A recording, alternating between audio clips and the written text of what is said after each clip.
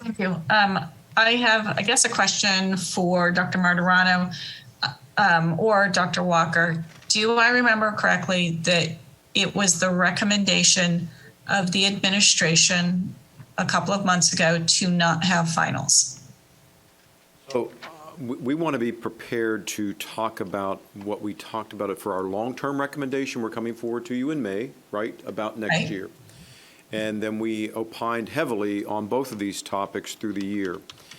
So I will ask Mr. Barnes to give us kind of where we are, and I'm listening intently right now to understand, and as you're talking, I want to fully understand what your intent and purpose is. I think you've done a good job of that, Ms. Mosley, but I want to hear from the board members as they're talking what that is, because from there, I'm going to build off of that and give you my opinion of where we are for this year, but I'm trying to listen intently to what your purpose is for this year as you respond to both staff and students is what I'm hearing so far, based upon the feedback of what you're receiving. With that information, Bill, go ahead. Mr. Barnes, excuse me. Good evening, Bill Barnes. Bill Barnes, Chief Academic Officer. Thanks for your question, Ms. Mallo. You're correct in that when the board, when Dr. Walker, Ms. Novak originally reported to the board, the recommendation from staff was the elimination of final exams and midterms. Board is, as has been pointed out, had a number of discussions on the topic, and we currently are in position to administer finals. But I'm also listening intently with Dr. Martirano to hear the will of the board, because we are at a point where we stand today. We could certainly continue as planned, and I know that we could certainly support operationally and organizationally the elimination of final exams.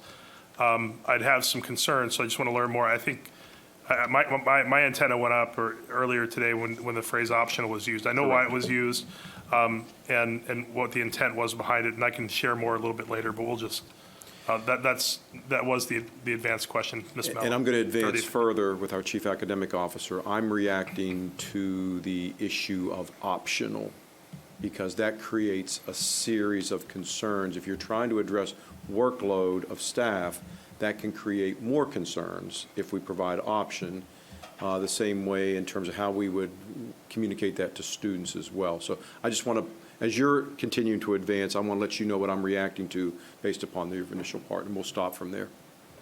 I think what I'm hearing from Ms. Mosley was that she probably didn't really want to say optional, but she was under the perception that because she was not on the prevailing side when this was previously decided, that her only option was optional.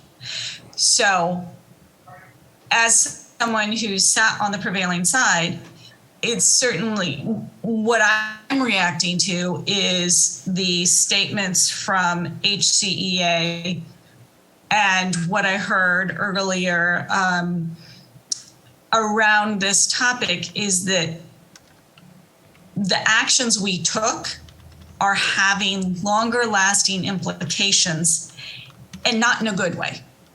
Like unforeseen circumstances of increased issues due to decisions that were made kind of in contravention of the recommendations of the administration. So when we look at what is in the best interest of students, and we've had hundreds, well, no, we've had thousands, let's be honest. We've had thousands of students in quarantine.